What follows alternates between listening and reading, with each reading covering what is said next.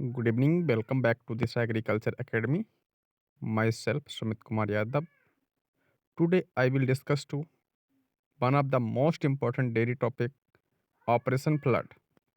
BSc agriculture third semester वाले विद्यार्थियों के लिए यह टॉपिक है ऑपरेशन फ्लड स्कीम। बहुत ज़्यादा इंपॉर्टेंट क्वेश्चंस है। ये क्वेश्चंस 3 नंबर में आपसे पक्का पूछ लिया जाएगा। ठीक है। ऑपरेशन फ्लड की बात करें तो इस योजना के सूत्रधार राष्ट्रीय डेयरी विकास बोर्ड NDD और B national dairy development board तथा भारतीय डेयरी निगम के अध्यक्ष डॉक्टर वर्गीज कुरियन जी हैं। कुल मिला के ऑपरेशन फ्लड से संबंधित मुख्य रूप से कौन है भाई? डॉक्टर वर्गीज कुरियन। और operation flood national dairy development board और भारतीय डेयरी निगम, इन दोनों के द्वारा ही स्टार्ट किया गया था। ठीक है, जिन्हें इस योजना की क्रियान्वयन तथा सफलता का श्रेय दिया जाता है। जो ऑपरेशन फ्लड की जो सफलता है, इसका श्रेय किसको दिया जाता है? इसको दिया जाता है, ये दिया जाता है डॉक्टर वर्गीज कुरियन को। वर्गीज कुरियन को जो है व्हाइट रेवोल्यूशन का फादर बोला जाता है। क्या बोला जाता है? श्वेत क्रांति का पिता भी बोला जाता है वर्गीज कुरियन को। इस परियोजना को व्हाइट रेवोल्यूशन का नाम दिया जाता है। ऑपरेशन परियोजना के कितने चरण हैं? मुख्य रूप से 3 चरण होते भाई। कितने? मुख्य रूप से 3 चरण। जो ऑपरेशन फ्लड योजना है, इसके मुख्य रूप से 3 चरण हैं।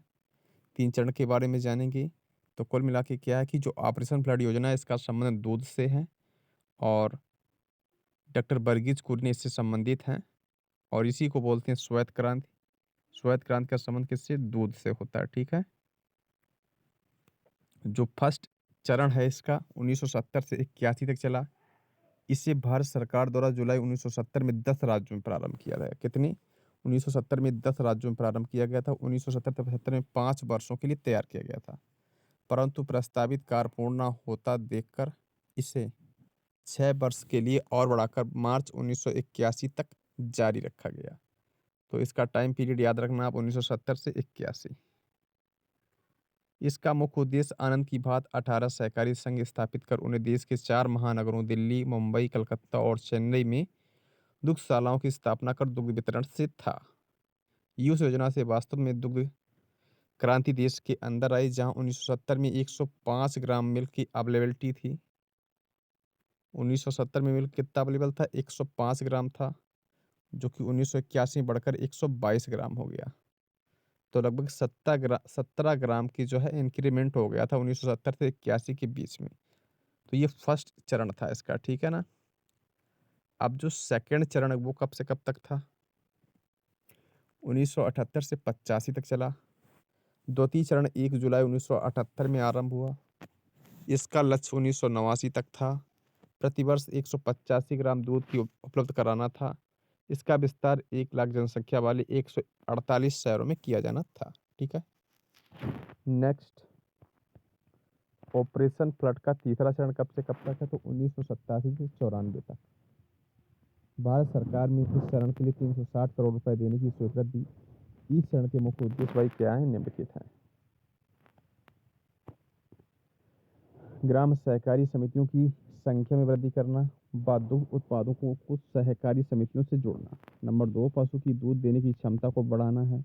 नंबर 3, संसाधित दूध की मात्रा एवं उसके विपणन में वृद्धि करना है। नंबर 4, प्रति व्यक्ति दूध की उपलब्धता बढ़ाना है। और नंबर 6, 5 नंबर है ग्रामीणों की आय में वृद्धि करना। देश में सभी दुग्ध उत्पादकों को सहकारी क्षेत्रों से जोड़ना है भाई। और इस योजना में सन 1993 में 178 ग्राम दूध की उपलब्धता प्रतिवर्ष हो गई थी। अब हम डिस्कस करेंगे इंपॉर्टेंट पॉइंट पढ़ेंगे ऑपरेशन फ्लड की। जो ऑपरेशन फ्लड है, इस योजना को सफल के कारण भारत विश्व का सबसे बड़ा दूसरा दूध उत्पादक देश बन गया था। ऑपरेशन फ्लड के द्वारा ही जो है भारत विश्व का सबसे बड़ा दूसरा मिल्क प्रोडक्शन करने वाला देश बन गया था। इस कार्य में डॉक्टर वर्गीज कुरियन का जो है अमूल्य योगदान था। नंबर दूसरा इंपॉर्टेंट पॉइंट, 1994 से 95 भारत में दुग्ध उत्पादन कितना हुआ था? 6.48 करोड़ टन रहा था। बहुत ज़्यादा हुआ था ये उत्पादन। एक और इम्पोर्टेंट पॉइंट, भारतीय डेयरी निगम इंडियन डेयरी कॉरपोरेशन की स्थापना भारत सरकार द्वारा आनंद गुजरात में की गई थी 1970 में। इसका मुख्य उद्देश्य था ऑपरेशन फ्लड योजना को सफल बनाना। और बात की जाए यहीं पे नेशनल डेयरी डेवलपमेंट बोर्ड, इसकी स्थापना हुई थी 1965 में हुई थी, ठीक है ना। ऑपरेशन फ्लड का संबंध किससे? डेयरी के विकास से था। भारत में सबसे अधिक दूध उत्पादन भाई किस राज्य में होता? उत्तर प्रदेश में। और पंजाब का भारत में दूध के उत्पादन में दूसरा स्थान है। तो ये थी डेयरी साइंस की video BSc agriculture third semester वाले विद्यार्थियों के लिए। ऐसी ही लगातार क्लासेस आपको मिलने लगेंगी। आप चैनल को सब्सक्राइब करिए, वीडियो को लाइक करिए और ज़्यादा से ज़्यादा अपने दोस्तों में शेयर करें। Thanks for watching.